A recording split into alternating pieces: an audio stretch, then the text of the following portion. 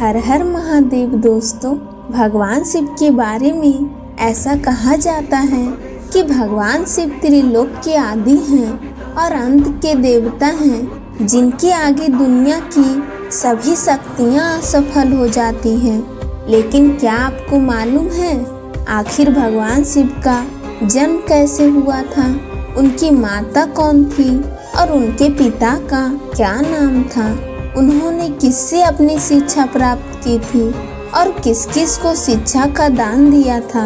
अगर आप ये कहानी सुन रहे हैं तो पूरा सुनिए।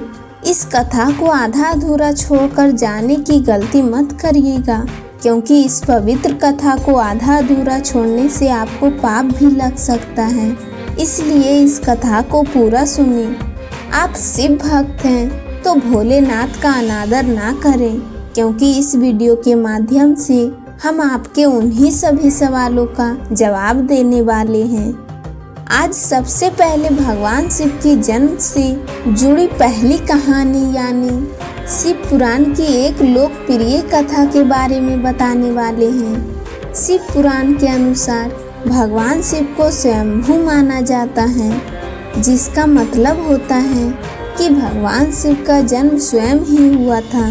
यानी इससे एक बात तो साफ हो जाती है कि ना ही भगवान शिव की कोई माता है और ना ही उनके कोई पिता हैं। इसी कारण से भगवान शिव पंच तत्वों से भी परे हैं, जिस कारण से इन्हें मृत्यु का भी कोई भय नहीं है और इनकी मृत्यु कभी नहीं हो सकती।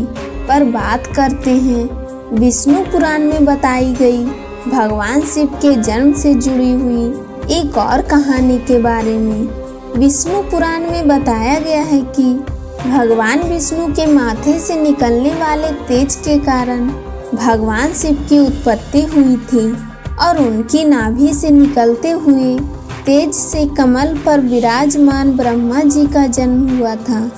मगर दूसरी ओर भगवान विष्णु के जन्म के बारे में शिव पुराण में बताया गया है कि एक बार की बात है जब भगवान शिव अपने घुटने मल रहे थे और उनके घुटनों से निकलने वाली मैल से भगवान श्री विष्णु जी का जन्म हुआ था। पर अगर ऐसा हुआ है तो विष्णु पुराण और शिव पुराण एक दूसरे से बिल्कुल अलग हैं। इस कथा के अलावा भगवान शिव के जन्म की एक और पौराणिक कथा काफ़ी ज़्यादा पॉपुलर है, जिसे शायद आपने बड़े बुजुर्गों से सुने होंगे। लेकिन अगर नहीं सुने तो आपकी जानकारी के लिए बता दें कि एक बार की बात है जब भगवान विष्णु और परम ब्रह्मा जी के बीच इस बात पर बहस छिड़ गई थी कि आखिर इस संसार में सबसे महान कौन है। और जब भगवान विष्णु और ब्रह्मा जी ने इस बात को लेकर बहस कर रहे थे तो एक जलते हुए खंभे के रूप में महादेव उनके बीच आए थे। दूसरा, वो दोनों इस रहस्य को नहीं समझ पाए और तभी अचानक से एक आवाज़ आई जिसने कहा कि जो भी इस खंभे का छोर ढूंढ लेगा वही सबसे महान कहलाएगा। ऐसा सुनते ही ब्रह्मा जी ने एक पक्षी का रूप लिया और खंभे का ऊपरी हिस्सा ढूंढने निकल गए। वहीं विष्णु जी ने बराह का रूप धारण किया और खंभे का अंत ढूंढने निकल गए। बहुत देर तक खोजने के बाद भी दोनों में से किसी को भी खंभे का छोर नहीं मिला और दोनों हार मानकर वापस आ गए। जिसके बाद भगवान शिव अपने असली रूप में आए और फिर भगवान विष्णु और ब्रह्मा जी ने ये मान लिया कि महादेव ही सबसे महान और शक्तिशाली हैं। इनसे बड़ी शक्ति इस दुनिया में कोई नहीं है। इसके साथ ही शिव पुराण में बताया गया खंभा इस बात को दर्शाता है कि ना ही भगवान शिव जन्मे थे और ना ही उनका कोई अंत है। और एक कारण तो यही है कि भगवान शिव को स्वयंभू कहा जाता है, यानी भगवान शिव का अंत है ही नहीं, वे अमर हैं। अब हम बात करते हैं भगवान शिव से जुड़े एक ऐसे विषय के बारे में जो सबसे ज़्यादा प्रसिद्ध है कि क्या भगवान ब्रह्मा भगवान शिव के पिता हैं? जी हाँ, इनकी ही कहानी लोगों के बीच काफ़ी प्रसिद्ध है। तो आपको बता दें कि आखिर किस प्रकार भगवान शिव ने ब्रह्मा पुत्र के रूप में जन्म लिया था। इसके पीछे विष्णु पुराण की एक पौराणिक कथा है, जिसके अनुसार जब धरती, आकाश, पाताल या कहीं पूरा यूनिवर्स जलमग्न यानी पानी में डूबा हुआ था, तब भगवान विष्णु के अलावा कोई भी देव या प्राणी इस संसार में नहीं था। तब केवल विष्णु ही जल सतह पर अपने शेष नाग पर लेटे हुए नजर आ रहे थे, जिसके बाद उनकी नाभि से कमल की डंडी पर ब्रह्मा जी प्रकट हुए। और जब भगवान ब्रह्मा और भगवान विष्णु इस यूनिवर्स से संबंधित बातें कर रहे थे, तब भगवान शिव प्रकट हुए, जिसके बाद ब्रह्मा जी ने उन्हें पहचानने से इनकार कर दिया।